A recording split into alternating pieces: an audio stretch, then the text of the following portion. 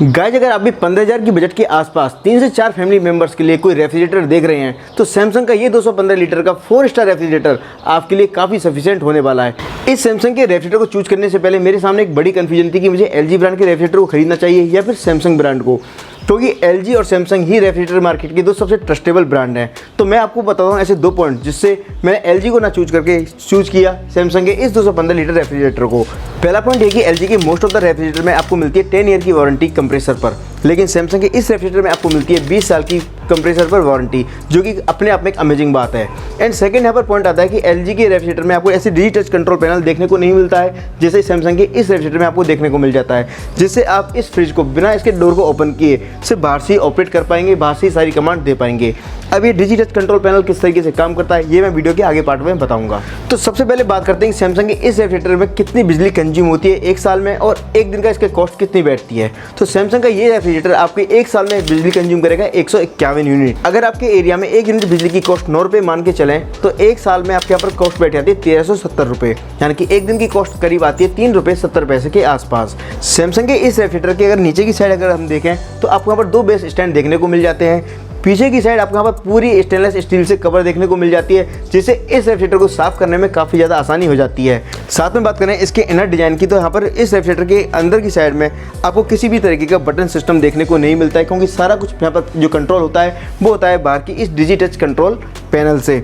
तो यहाँ पर आपको काफ़ी अच्छा स्पेस देखने को मिल जाता है, काफ़ी अच्छी डिज़ाइन देखने को मिल जाती है। अगर इसकी बाहर की डिज़ाइन देखें तो यहाँ पर आपको राउंड शेप इस तरीके से कॉर्नर्स देखने को मिल जाते हैं, जो कि काफ़ी अट्रैक्टिव इसकी डिज़ाइन को बनाता है। फ्रिज में अगर ग्लास की बात करें तो इसमें जो टफेस्ट ग्लास आपको देखने को मिलता है, जिसमें आप 175 किलो तक का वेट रख सकते हैं।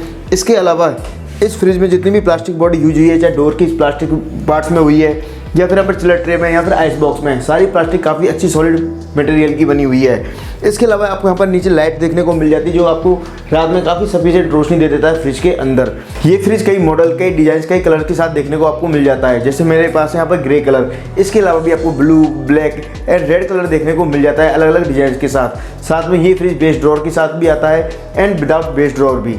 सभी मॉडल, सभी कलर्स एंड डिजाइन की लिंक्स आपको मिल जाएंगी description area and comment box में। अगर आपको किसी भी कलर या मॉडल को खरीदना है, बेस डोर के साथ खरीदना है या विदाउट बेस डोर के साथ, तो आप इसको खरीद सकते हैं। मैंने यहाँ पर बेस डोर वाले फ्रिज को ना चुन करके विदाउट बेस डोर वाले फ्रिज को चूज किया है, क्योंकि यहाँ पर मेरे 3 ऐसे कंसर्न थे जिसके लिए मुझे बेस डोर नहीं चाहिए था।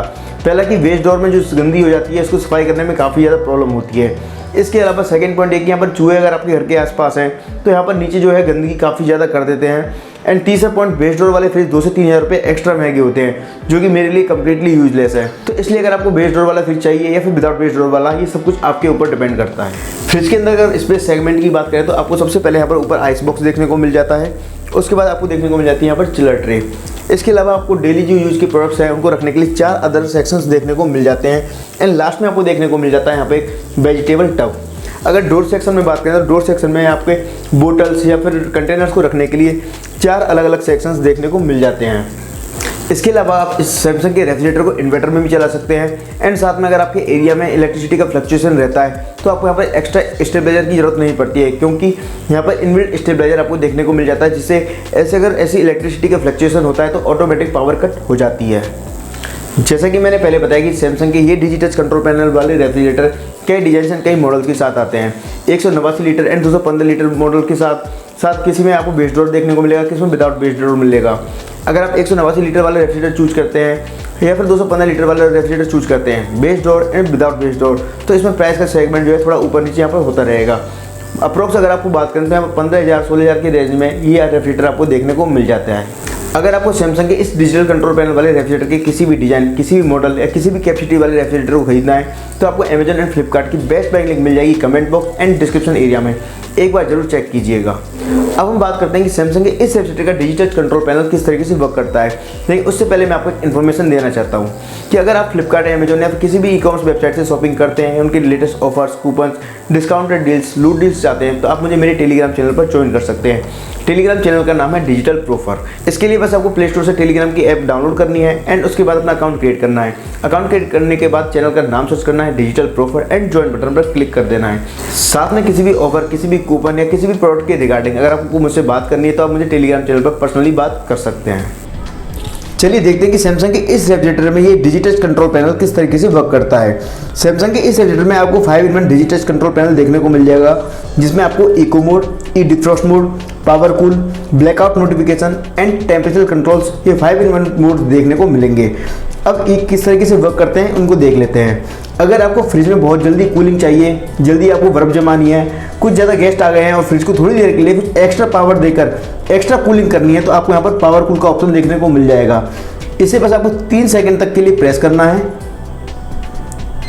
और आपको यहाँ पर ये पावरफुल ऑप्शंस देखने को मिल जाएगा। अब आपका फ्रिज थोड़ी देर के लिए काफ़ी ज़्यादा कूलिंग करने वाला है और फ्रिज में जल्दी से आइस और जल्दी से हर चीज़ को ठंडी कर देगा। अगर आपको इसको मोड को हटाना है तो वापस से आपको ये बटन 3 सेकंड तक के लिए प्रेस करना है। अब बात करते हैं ई डिफ्रॉस्ट मोड की। तो ये डिफ्रॉस्ट मोड जो आपके आइस बॉक्स में बहुत सारी बर्फ जम जाती है उसको गलाने के लिए काम आता है। बस आपको इसको 3 सेकंड तक के लिए प्रेस करना है और आपके आइस बॉक्स की जो भी बर्फ है वो सारी एक बार में ही गल जाएगी बिना किसी फ्रिज को ओपन किए। और आपको अगर ये मोड हटाना है तो वापस इसको 3 सेकंड तक के लिए दबाना है। तो ये मोड काम आता है आपके आइस बॉक्स में एक्स्ट्रा जितनी भी बर्फ होती है इसको गलाने के लिए। अब बात करते हैं इको मोड की। इको मोड जब काम आता है जब आपको अपने फ्रिज को कम कूलिंग के साथ एंड कम इलेक्ट्रिसिटी के साथ चलाना हो। तो इस इको मोड में आपको यहाँ पर पावर जो है, आपका पावर कंजम्पशन है वो बहुत कम आएगा एंड साथ में आपकी फ्रिज में हल्की बहुत कूलिंग रहेगी। इसे भी ऑन करने के लिए आपको इसको 3 सेकंड तक के लिए प्रेस करना है एंड उसके बाद आपको ये मोड ऑन हो जाएगा। अगर आपको ये मोड हटाना है तो वापस से 3 सेकंड तक के लिए इसे प्रेस करना है।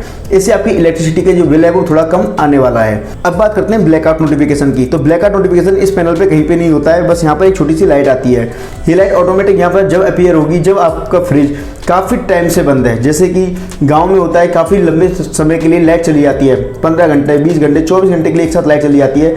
तो यहाँ पर इस कंडीशन में यहाँ पर ब्लैकआउट नोटिफिकेशन ऑन हो जाता है, जिससे आपको ये मालूम पड़ता है कि आपके जो फ्रिज है काफ़ी टाइम तक बंद रहा है एंड अब आप चेक कर लीजिए फ्रिज के अंदर की कोई भी चीज़ ख़राब तो नहीं हो गई है। तो अगर आप बहुत लंबे समय तक के लिए बाहर हैं और लाइट चली जाती है काफ़ी टाइम तक के लिए, तो जैसे ही आप घर के अंदर एंटर करेंगे तो ब्लैकआउट नोटिफिकेशन से आप ये समझ पाएंगे कि आपकी फ्रिज है कितनी देर ऑन रहा है और कितनी देर ऑफ रहा है। अब बात करते हैं 5th एंड फाइनल मोड की जो है टेम्परेचर कंट्रोल। टेम्परेचर कंट्रोल आपको अब 6 लाइट्स के साथ देखने को मिलेगा। यहाँ पर 3 मोड आते हैं, विंटर, मॉनसून एंड समर। जैसे विंटर के मौसम में अगर आपको कूलिंग कम चाहिए तो हम इसको सिंगल लाइट के साथ जला सकते हैं, लेकिन अगर कूलिंग आपको थोड़ी एक्स्ट्रा चाहिए तो आप उसको डबल लाइट के साथ ऑन कर सकते हैं। तो इस तरीके से अगर मानसून का मौसम चल रहा है जिसमें ज़्यादा ना गर्मी होती है ना सर्दी होती है, तो आप उसको मानसून के मोड पे 3rd लाइट के साथ, 4th लाइट के साथ ऑन कर सकते हैं। जैसे जैसे ये लाइट बढ़ती जाएंगी ऐसे ऐसे आपकी कूलिंग जो है बढ़ती जाएगी। और समर के मौसम में जब बहुत ज़्यादा गर्मी होती है और चीज़ों को बहुत जल्दी ठंडा करना होता है, बहुत ज़्यादा ठंडा करना होता है, तो आपको 5th mode and 6th mode तक इसको ऑन कर सकते हैं। तो सबसे नीचे वाले पार्ट में सबसे कम कूलिंग होगी और जैसे जैसे आप इसको अप करते जाएंगे ऐसे ऐसे कूलिंग बढ़ती जाएगी। तो अपने मौसम सीजन के हिसाब से आप इनको अप कर सकते हैं। आई होप गाइस आपको मेरी बताई हुई इन्फॉर्मेशन पसंद आई होगी। अगर आपको ये वीडियो पसंद आई है तो इस वीडियो को लाइक कीजिए एंड नीचे वाले लाल बटन को दबा करके चैनल को सब्सक्राइब कर लीजिए इसी तरीके की टेक अनबॉक्सिंग एंड रिव्यूज के लिए। साथ में आप मुझे टेलीग्राम चैनल पर ज्वाइन कर सकते हैं फ्लिपकार्ट, अमेजन जैसी ई-कॉमर्स वेबसाइट के लेटेस्ट ऑफर्स एंड कूपन्स के लिए। एंड साथ में अगर आपको ये फ्रिज खरीदना है किसी भी मॉडल या किसी की डिज़ाइन का, इनकी लिंक आपको description area and comment box में देखने को मिल जाती है। तो गाइस आज की वीडियो में सिर्फ इतना ही। मिलते हैं आपसे नेक्स्ट वीडियो में, तब तक के लिए स्टे सेफ, स्टे हेल्थी।